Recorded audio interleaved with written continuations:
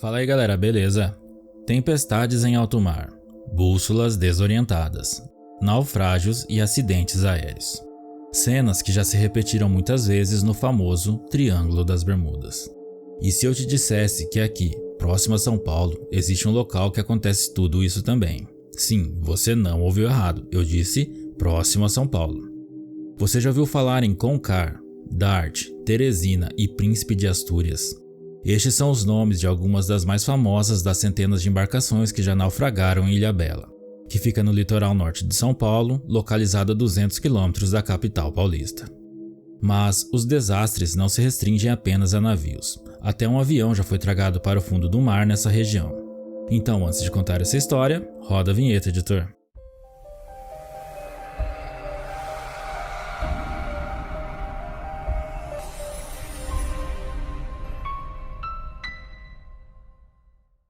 Fala aí galera, beleza? Eu sou o Maico Rodrigo e você está no canal Histórias do Mundo. Antes de mais nada galera, já vai deixando seu like, se inscreve no canal se não for inscrito e clica no sininho para não perder nenhum dos nossos próximos vídeos. Uma costa banhada por águas transparentes e praias paradisíacas, num cenário dominado pelo verde das matas e o azul da água do mar. É só bater o olho e lá estão as maravilhas de Ilhabela. A ilha é recheada de histórias, que passam por tesouros piratas até esconderijos de naves extraterrestres. Mas aqui tem outras coisas menos evidentes que chamam muito a atenção de todos e ficam escondidos no fundo do mar. Centenas de embarcações sepultadas nas profundezas do oceano, formando o maior cemitério de navios naufragados do Brasil. Por causa da fama, a cidade recebe um grande número de mergulhadores e também exploradores, que já retiraram a maior parte dos objetos do fundo do mar e levam para si como relíquias. As dificuldades de navegação na região de Ilhabela são relatadas desde a época da colonização do Brasil. A esquadra de Martim Afonso, que era composta por 5 navios, que iniciou a colonização de São Paulo, dando origem à Vila de São Vicente em 1532, enfrentou diversas dificuldades enquanto passava por Ilhabela. Um dos 5 navios dos desbravadores desapareceu no meio de uma tempestade durante a noite, e somente na manhã do dia seguinte, seus 30 náufragos, entre eles Martim Afonso, o chefe da expedição colonizadora, foram achados em uma das praias da ilha. Neste primeiro acidente, apenas um marinheiro morreu. Nos séculos seguintes, novamente há registros de navios europeus tendo problemas na região, seja por tempestade, falta de visibilidade ou direção errada ao que era apontada em suas bússolas. Por conta dos poucos registros que ainda restam da época, fica difícil saber a quantidade exata de embarcações atingidas no período. Mas há notícias do navio pirata Pamelar de 1721, do navio Comércio Marítimo de 1828 e do Brigue Cacique de 1853. Entretanto, na segunda metade do século XIX, o cenário começa a mudar. Após a década de 1850, quando São Paulo iniciou seu processo de industrialização, o tráfico de navios, principalmente para Santos, começou a crescer muito rápido. O primeiro navio moderno de grande porte vítima de Ilhabela foi o inglês Crest, que na madrugada de 12 de dezembro de 1902, perdeu seu rumo e acabou chocando-se contra uma parede de rochas da ilha, quando carregava uma grande quantidade de café. O navio havia saído de Santos no mesmo dia e tinha como destino Nova York. 2 anos depois, outro desastre. O famoso navio Dart afundava na mesma região. Essa embarcação foi construída pelo Correio Real Inglês, exclusivamente para fazer a rota Santos-Nova York. O novíssimo navio se perdeu numa tempestade e bateu nas rochas, vindo a naufragar na ponta de Sepituba. Todos os seus 56 passageiros e 4 dos seus 5 tripulantes sobreviveram. A exceção foi o oficial-chefe William Holmes, que foi arremessado para fora do navio com um violento impacto. A embarcação ficou conhecida como Navio das Louças, porque além de café, levava porcelanas da família real britânica.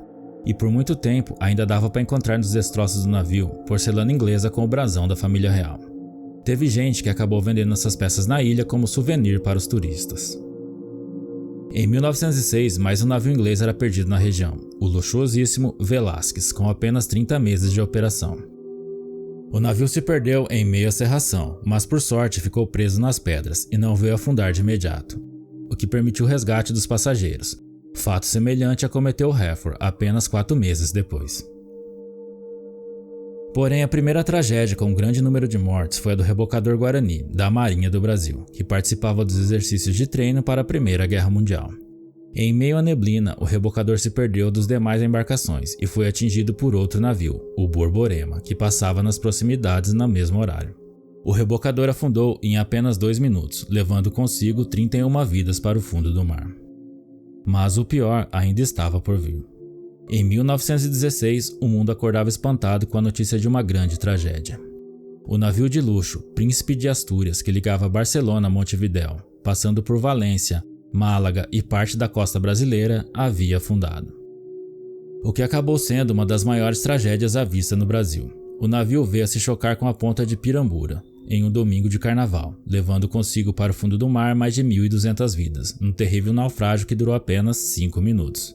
Mas este número pode ser muito maior, porque muitos clandestinos viajavam ilegalmente nos porões do navio, o que impossibilita saber a quantidade exata de mortos naquele dia.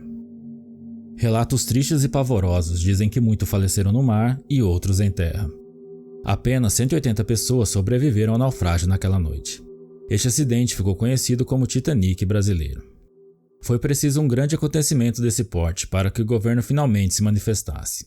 Após pressões populares, o governo decidiu instalar alguns faróis para tentar melhorar a navegação em Ilhabela, o que só foram concluídos vários anos depois.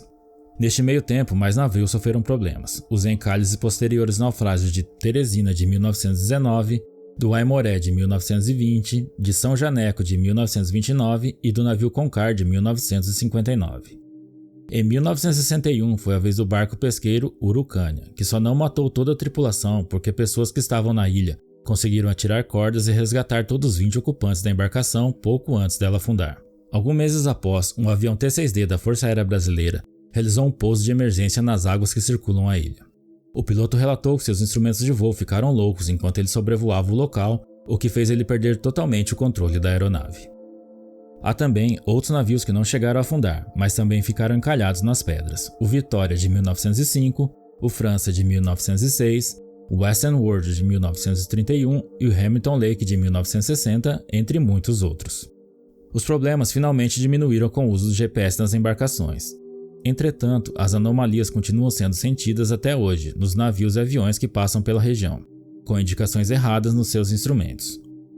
Aí fica a pergunta, por que tantos naufrágios justamente em Ilhabela? Segundo pesquisadores, o motivo são as rochas daqui, que são feitas de magnetita. Seria como se fosse uma espécie de vários ímãs gigantes juntos. Elas formam um campo magnético que enlouquecia as bússolas dos navios e desorientava os comandantes que acabavam batendo. Sem contar os fortes ventos do extremo sul do arquipélago. E por estes motivos, a ilha ficou conhecida como Triângulo das Bermudas do Brasil. Galera, esse foi nosso vídeo de hoje, esperamos que tenham gostado. Ficamos por aqui, siga a gente nas redes sociais, assista nossos outros vídeos e até a próxima!